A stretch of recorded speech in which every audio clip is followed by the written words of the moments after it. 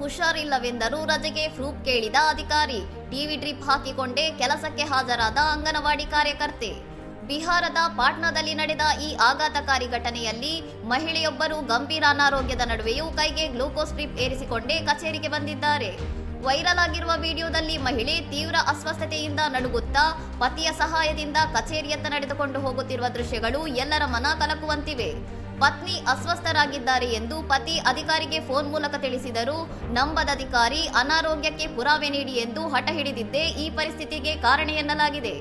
ಅಧಿಕಾರಿಗಳ ಇಂತಹ ಮನುಷ್ಯತ್ವವಿಲ್ಲದ ನಡವಳಿಕೆ ಮತ್ತು ಕಠಿಣ ನಿಯಮಗಳ ವಿರುದ್ಧ ಸಾಮಾಜಿಕ ಜಾಲತಾಣಗಳಲ್ಲಿ ವ್ಯಾಪಕ ಆಕ್ರೋಶ ವ್ಯಕ್ತವಾಗಿದೆ. ಜೀವ ಉಳಿಸಿಕೊಳ್ಳಲು ಚಿಕಿತ್ಸೆ ಪಡೆಯಬೇಕಾದ ಸ್ಥಿತಿಯಲ್ಲೂ ಕೆಲಸಕ್ಕೆ ಹಾಜರಾಗಬೇಕಾದ ಅನಿವಾರ್ಯತೆ ಸೃಷ್ಟಿಸಿದ ಅಧಿಕಾರಿಯ ವಿರುದ್ಧ ಕಠಿಣ ಕ್ರಮಕ್ಕೆ ಸಾರ್ವಜನಿಕರು ಒತ್ತಾಯಿಸಿದ್ದಾರೆ. ಇನ್ನಷ್ಟು ಸುದ್ದಿಗಳಿಗಾಗಿ ನೋಡ್ತಾ ಇರಿ ಸೌರಂ ಟಿವಿ.